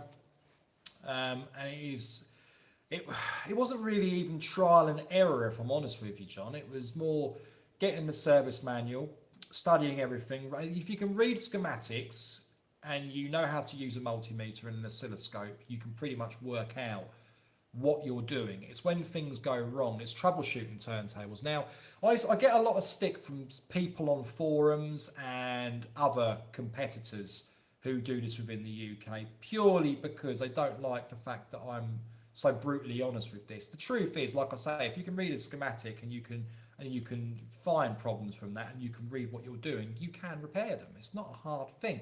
My background used to be turn up there and repair computers. That's what I used to do. So my background's always been electronics from an early age. And whether it was soldering, well, actually back in the day, my soldering experience used to be from, you get the old PC fan cases. A lot of the old PCs used to just have the power supply fan, didn't they? Well, I used to, when things used to go wrong, I used to repair PSUs basically. Take the fans out, rebuild them. I used to add internal fans. I used to make connectors for them, and instead of using chock blocks where you'd screw them in and pop heat shrink over, or just even worse than that, shrink wrapping them with insulating tape, I used to solder the connectors, and I used to solder the jumpers, used to do CPU jumper mods with copper wire. There's all different things I used to do. So it all stems back from there. And when I got Technics, my brand new pair, I didn't modify at all. I kept them how they were until I had to sell them years and years ago. I got my second pair, and then that's when I started to play about with modifying things, working out what I could do with the pitch, doing what everyone used to do, and that was speed them up, slow them down, and just doing what you wanted to do. And that's what I did. And it was all self-taught. But I've been very technical, hands-on for years with mixers, amplifiers, cassette decks, reel-to-reels, radios, like I said, mainboard soldering, all that. So I've got a good knowledge when it comes to electronics. I just only stick to Technics now because it's not worth the aggravation. I mean, I'm called Just Technics, and yes, before I used to touch all different things, but it is what it is. I just touch Technics, hence that's the reason my business is called Just Technics. Buzz is grounding issue probably. Mixers do post feedback sometimes with PCs and Macs. Could be anything. It could even be surge. It could even be how you got it connected to a wall. That's been quite known before in the past actually. Clive, how many shades of gold 45 adapters are there? I've seen 3. Jesus, how the fucking hell am I going to know that? Look, I mean, the truth is this. Gold turntables very rarely make it into my doors. It's not because I won't touch them. It's because a lot of the gold ones, people use them as ornaments at home and don't want to touch them. They'd rather use CDJs and not use them and stick them under cover. Or they just really well looked after. I mean, I've done probably in the 10 years that I've been doing this, doing repair and custom work, I probably had, I probably couldn't count them on my hands how many pairs, 4, 5 pairs I'd say, of people that want them done, because you don't really customize like corroded throughout the years and then want to have them rebuilt and wrapped and things. I've done, to be fair, people tend to just keep them how they are and happy to have them. They're usually well looked after. Hey, so does the buzz appear if you put the record on an empty part like at the end? That's a good question actually. Does DJ Phase? Yes, it does. DJ Phase for vacuum cleaner. Yeah, believe you me, I've seen it. You'll see it. It's people do it. Compressed air is your friend to get crap out your decks. Hey, said, is your mixer plugged into? I love stuff like this. See, this is what I love. I love troubleshooting. So obviously, from my background, from doing flow charts, we used to have it. You're looking in the old PC manuals where you got problems. You'd have, for an example, no display on a PC. You get another block. Yeah, no display. Is the monitor on? Yes. Is the monitor off? No. Turn monitor on. Do you know what I mean? It's all similar. I'm gonna have to. What I'll probably start doing, I'm going to try and do flow charts for Technics repair that people can follow to try and fix the basics, fundamentals of trying to sort problems out. Because not everybody has the money to go out and spend just to, to fix a set of turntables. I mean, I can imagine what it's like now where you've got an 18 or 17-year-old guy, young guy who's got a set of decks that wants to get into DJing and can't afford to spend £150 to get them serviced. I'd rather sell them a bloody thing for a £5 or a £10 that they can read through and just to sort of things out. Even things like changing the fuses. I mean, people don't realise how easy changing fuses on Technics is to actually do, and it's crazy. So I'll look into that too. You know something about Voxo turntables? What the bloody hell is that? I'll have to check that one out. Phase 4, yeah, it's not grounding. Different sides around the Technics. There's so much that can be done. And have like a 3D printed turntable built into the top of it. Seen that before. Outlets that aren't grounded, very dangerous. Let me check the earth wire. Grower, gold ones look gorgeous, but like all things gold plated, it starts fading. Yep, unfortunately, that is the problem. I remember back in the day where I could pick up a pair of bloody gold plated 12 or Mark 3s, M3Ds, the limited ones they did of them back in the day. I could pick up a pair, 1,200 quid, £1,000 when they used to corrode and pit. It is just the nature of the beast. I don't like the gold Technics. I mean, I just never really did. To me, it was always a pair of Mark 2s. It was always a box fresh pair of Mark 2s, and that was that. But it is, excuse me, it is each to their own.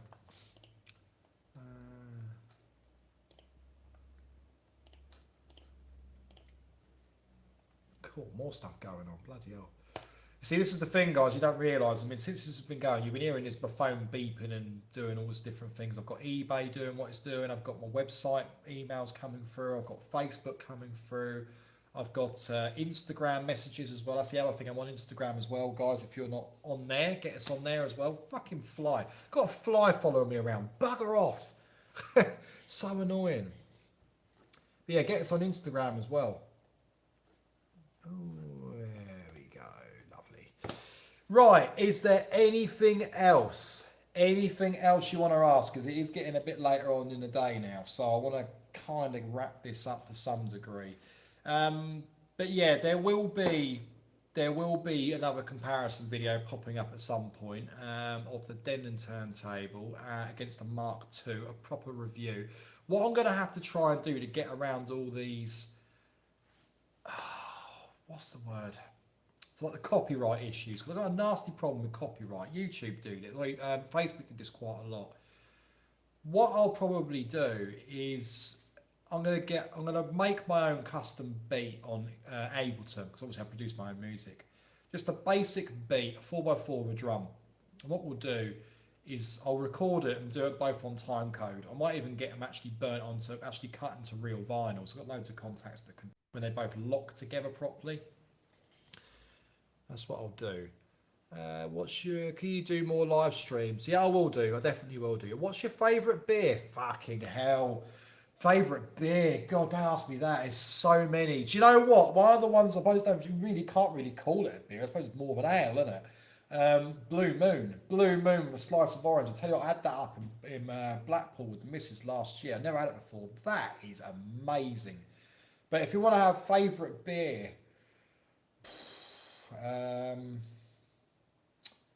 cool. Desperados is definitely up there. Definitely up there. I'd probably say Stella, one of my favourites. To be honest, guys, I like any beer. I'm more of an ale type of guy, strong, proper beer. You know what I mean? Proper ale. Mixcloud Live. I am on Mixcloud. Mixcloud Live, I've not used it yet, but I will definitely get on that bandwagon at some point. Nathan, a copyright issue now, because you actually can live stream from there. They're obviously paying the royalties to do it, so that's fine. Do you use the oxide on your hair? Looks great. Actually, I've got my hairspray here. Look. It's a bit of a catch-22 this, right? So hairspray there, the missus works in a wholesaler's. She's a beautician, but she works in a wholesaler's as well. So my 3D printer, what you stick things down with onto the bed to stop things from moving around when it's printing, you use hairspray.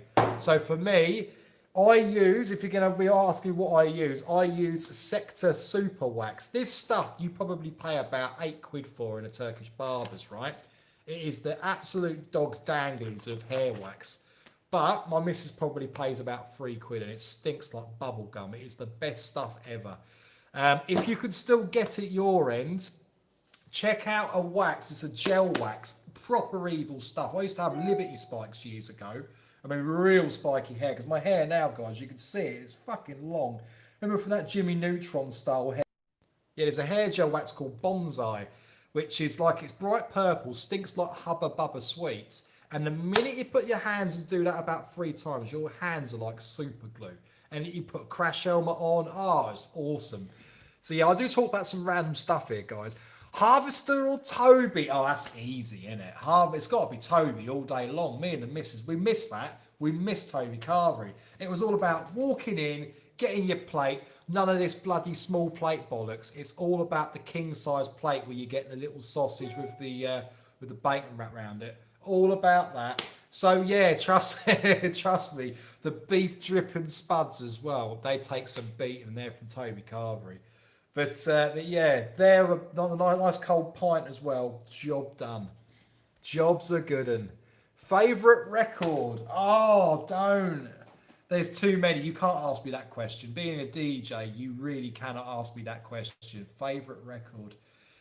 Do you know what? If I'm gonna say a favourite record, probably out of all of them, in terms of it being more advanced in its time, it's got to be Little Louis, French Kiss. And it's got to be the Explicit original version with the orgasm noise in it.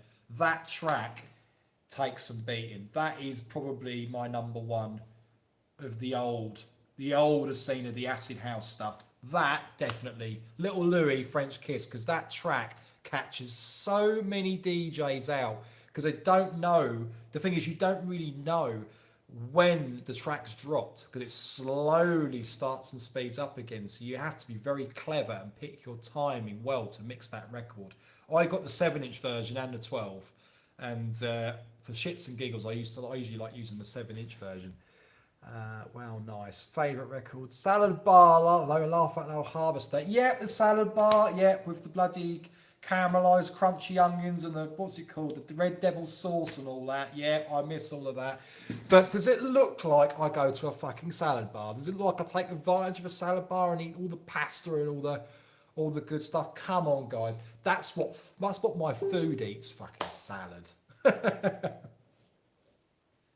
Expansion elevation. Oh yes. Oh god. Yeah. So that's the most. What's the most random? Come on, guys. Think of the most random questions. You've got to answer your questions for you. What do you think of the new Autofon Mark II carts? They're great. I prefer the old style because they look thinner. They just look better. The old reloops are really good for that. In fact, for those of you that have the older style and you've snapped the lever, I have got a solution for you. Give me just a second. Hang on. Now, I designed quite a long time ago now these. And you've probably seen quite a few variations of these lying around online. But the idea is, if you've snapped your lever on your old Autofon, oh look, I do. Yeah, if you've snapped your lever on the old Autofons, you can literally just get a little metal file, or even your missus's nail file, just literally just file down to the nib so it's all nice and smooth. And that is a perfect monocle, isn't it? Look at that. That's a perfect fit for the original unit. It goes over the silver section of your old Autofons. So again, these ain't much money. If you need them, sell them in pairs or start selling them together. Finished really well, all 3D printed by me. So that's another solution for you. What's that I've just seen go? Hi there, just sent an email, RE1210GAE, limited edition. A serious question, eh? What have we got here then? A serious question.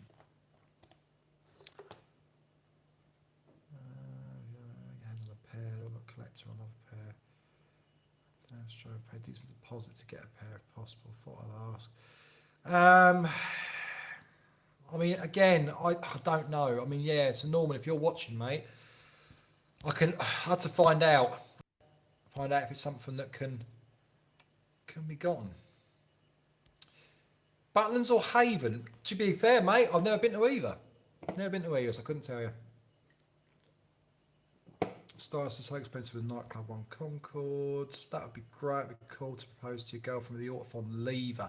In fact, that's actually quite funny, right? So me and Kimberly, right, my other half, you would have seen her in some videos over Christmas, because she helps do all the Christmas prize draws and stuff. When I proposed to my other half, took her to a restaurant. We had a really shitty day, bless her. She had a really bad day because everything we did just went wrong for her. Went to a restaurant in Norwich, Bury St Edmunds, about an hour and a half the road from us. And she bit into some food and it had plastic and she cut her mouth open. And then everything else that day went to shit. And when I did propose, she had no idea I was going to do it. It was on her birthday. I took her to a real nice restaurant. Got to the point where I was literally got the ring out. And just as I was about to start talking to her, fucking waiter walks over and goes, everything all right with your meal?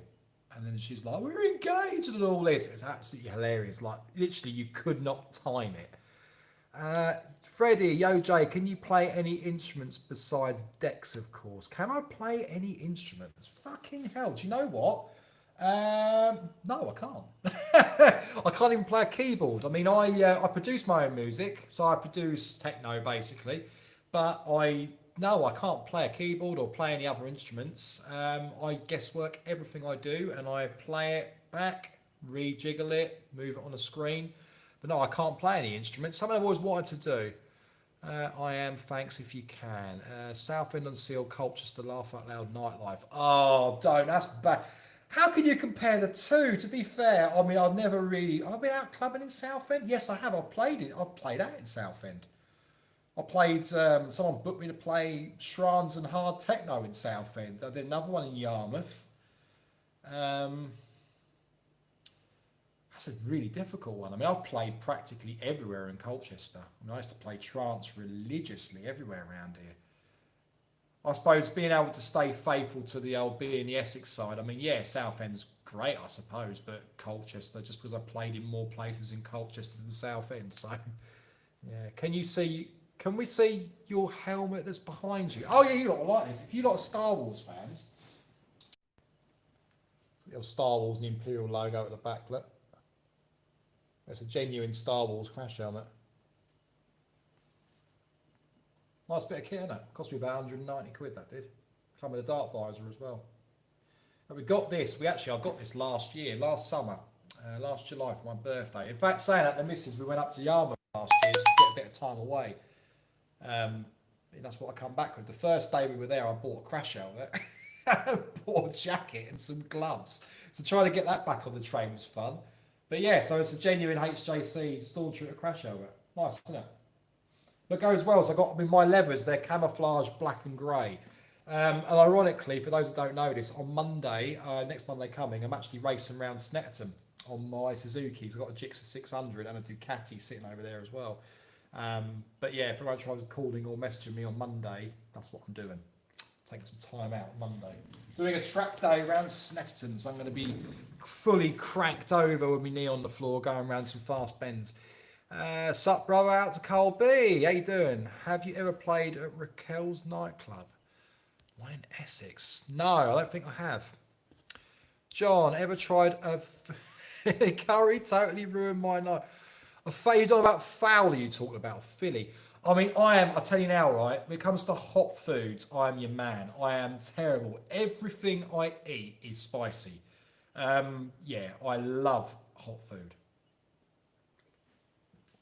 So any recommendations for hot food, get on it. Any motorbike stories? Oh, I've got plenty. The best one I ever had, which if you're on my personal Facebook, you'll actually see the video for it.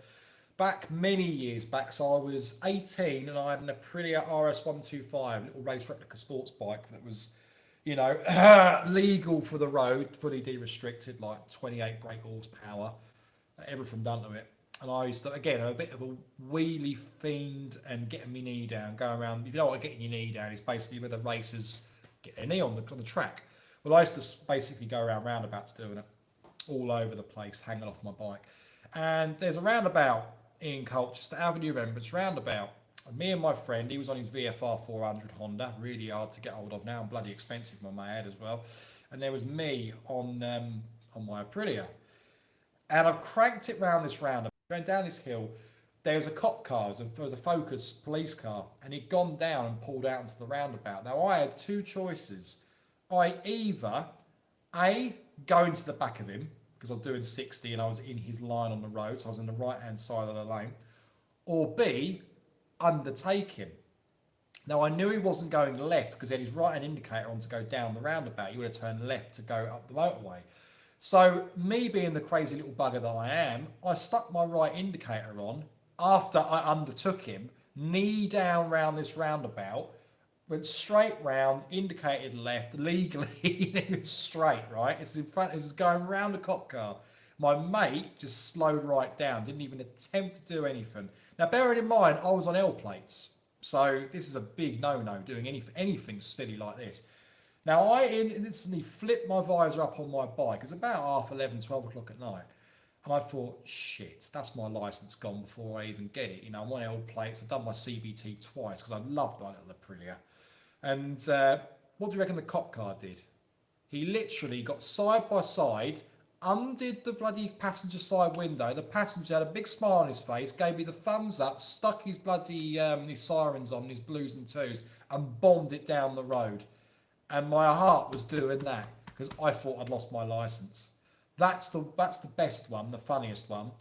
And then there was another one going around the same roundabout, going up the hill. I seized the gearbox on that bike, and how I didn't come off that, I don't know. I was doing about 80. Top speed, if anyone's going to ask, whoever done was 187. Fastest I've ever been. That was on an old 98 plate R1. Yeah. Let's have a look. Frame here, hoping to follow up on JE. Played in Southend a few times. Yeah, I played in the Netherlands. No, I'd love to be honest with you guys. I would love to play abroad. It's the one thing I've always wanted to do, and I've never done it. It's too much. It's too cliquey everywhere. Everyone seems to. They're all in little groups of people. That if you can't get in with them, you don't get a chance. So No, I'd love to play abroad if anyone's watching. Let me do it. Wrap that helmet with the Doom wrap. Nah, don't want to do that. I could wrap a Crash helmet though. Raquel's was a horrible place even before Tucker Tate and Rolfie. Oh, we're talking about Rise of the Foot Soldiers, aren't we? Old Essex boys. Never played them, but played it. Watch them if you've never watched them, because fucking Pat Tate and all that, they are legendary on that. Nasty bunch of arseholes, but yeah, in real life, but yeah. Great films though. Yeah, loads of biking stories, loads of things that happen like that. I've been very naughty on bikes throughout the years. I mean, I've had Hayabusas, all sorts. All of them are good. Yep, totally agree. Right, anything else before I go, guys? Anything else at all? Got another minute before I decide to turn this off and check my vinyl wraps that I'm doing for tomorrow. What have we got? Should do live thing, ask J Technics. But this is what I'm going to do. This is, like I say, this is the first live video that I've done with my phone, with a HD camera. So I'd like to think the sound quality, is the sound quality okay, guys, yeah? The video quality okay? As long as this is okay, for the time being, I'll do this just through my phone. And then I'll get myself a couple of GoPros, some decent 4K style cameras, go up to 4K, stick them on here, or do a DJ booth with one looking down and one looking at me. Favourite DJ of the 90s? I used to love Ratties. Yeah, Ratties was good. You see now, my era of techno that I love is, we're talking the Orbit, the club The Orbit. So we're talking Jeff Mills, Dave Clark, Ruskin, that sort of stuff. Planetary Assault System.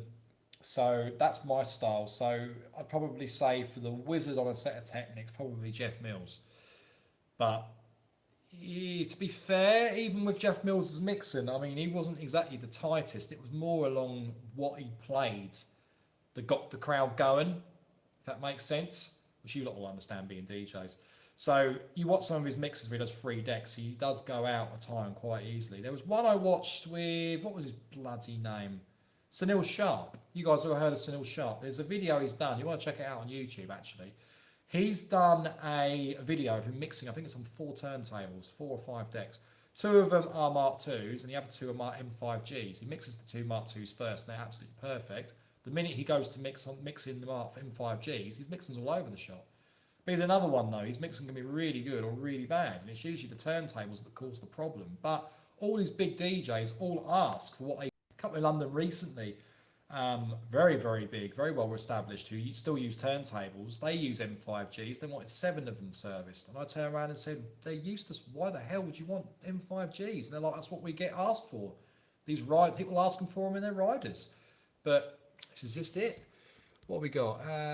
Sounds fine. Favourite lady DJ mixing or good looking? Oh, it's got to be Lisa Lashes, isn't it?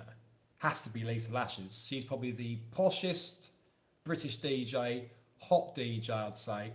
Second in command after that, Deborah DeLuca, definitely, 100%. Followed probably by Charlotte DeWitty, I'd say. Maybe Amelia Lenz, which is a bit strange for my liking. But yeah, Charlotte DeWitty. Nina Kravis as well, she's pretty tasty. But Anna Savage, Lottie. Lottie's high up that list. There's quite a lot of favourite female DJs in my books, to be fair. But Lisa Lashes, Anne Savage and Lottie, probably my favourites on there. But yeah, Lisa Lashes is a techno DJ now anyway, so yeah, definitely. What about Easy Groove, the techno dread? Yep. Would you be friends with someone called Just Denon? Just Denon. Well, I'd be friends with them. I wouldn't look at them very highly. Nothing wrong with it. Each to their own, and at least Lash for sure. 5G are good for scratching. Yeah, they're all good for scratching, though. They're all good for scratching. Pin up, yeah. I've got quite a few of her, what do I want to call it? A load of her mixes. I've got her picture disc as well of her sitting naked on a speaker. DJ rap, actually, yes. Do you know what? That, well, 100% DJ rap. How could I even not think of that? I was going to say that. These Lashes and DJ rap. Rebecca. Yeah. Mixing vinyl ones. Yes. Right. Anyway, guys, I'm going to love you and leave you. I'm going to get myself sorted now. My battery's on 20% as well, so I need to get the phone charged up before I leave too. So yeah, it's going to be quite a busy one tomorrow. I'm going to be getting everything sorted out for the the bike tomorrow afternoon as well, because obviously that's being loaded up either tomorrow or Sunday onto a trailer. So again, I'm doing Snetterton. It's going to be a whole day thing. So there'll be lots of pictures and things going up on my page for that. On top of that, there's the deck that I'm servicing on the top of there at the moment. It's on test, along with his baby brother, basically. And another 2 turntables that are being done, ready for the weekend. So there we go. So guys, comment as much as you want. Obviously, any nasty comments will be removed. I've had it before in the past with videos, why I kind of didn't really bother with YouTube too much. It was more, I could keep my eye on Facebook more, but because I've got over nearly 5,000 people on my page on Facebook, this is why you should check it out. I only really keep the nice people, you know, the good bunch of people, not the ones that are going to question everything I do, ask me all my fucking secrets and things that I've done. Just up for a laugh, bit of, you know, have a bit of fun, good old chat and stuff, and sort of mingle in with each other. I may do a forum at some point as well, so people can actually ask each other questions on my page. And that might be quite a good idea, actually. I'll look into that too. But in the meantime, the Command and Conquer decks, definitely. I think we'll get one of them done. I'll tag EA Games with it when it's done. So guys, keep an eye on this stream. I'll put this up as my latest video on YouTube. I'll copy it onto my Facebook page as well, so for those that haven't been watching it on there can see it. And as always, thank you for watching. I'll see you very soon. I'll definitely do more live videos, so don't worry. And enjoy your weekend, because obviously it's Friday now and we're nearly on Saturday. So have a good one. If you're working, don't work too hard. And if you've got some time off, happy days. Take it easy, guys. How do I finish these videos is the next question. I don't know how to stop the video stream. Mute. No, it's got to be that X, isn't it? Right, guys. Take it easy, everybody. Thanks for watching.